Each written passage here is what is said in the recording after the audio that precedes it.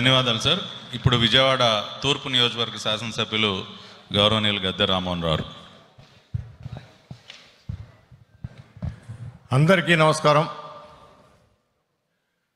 విజయవాడ నగరం రాజకీయ చైతన్యం కలిగిన నగరంగా 100 సంవత్సరాల నుంచి కూడా అలాంటి కీర్తి కలిగిన నగరం.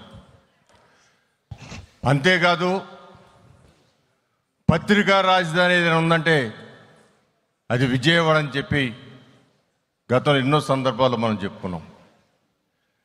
విడిపోయిన ఆంధ్ర రాష్ట్రం మొట్టమొదటి శాసనసభ సమావేశాల్లో నారా చంద్రబాబు నాయుడు గారు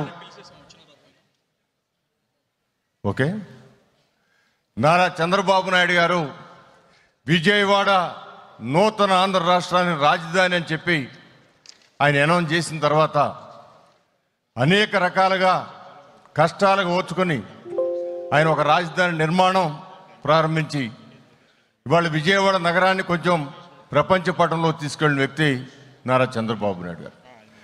అంతేకాదు విజయవాడ నగరానికి చెందిన నందమూరి తారక రామారావు గారు ప్రపంచంలోనే సినీ పరిశ్రమకి ఇక్కడ విజయవాడ చుట్టూ తిప్పిన సినీ పరిశ్రమ తిప్పిన వ్యక్తి నందమూరి తారక రామారావు, అక్కినేని నాగేశ్వరరావు గారు, కైకాల సత్యనారాయణ, ఇలా అనేక మంది నటులు కూడా కేంద్రం ఈ ప్రాంతం.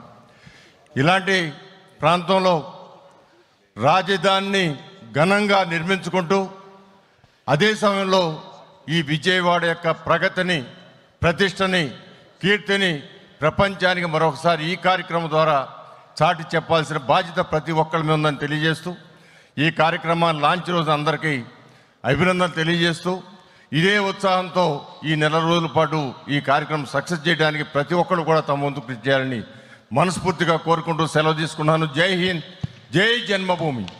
ధన్యవాదాలు సార్. పెనమలూరు నియోజకవర్గ శాసనసభ్యులు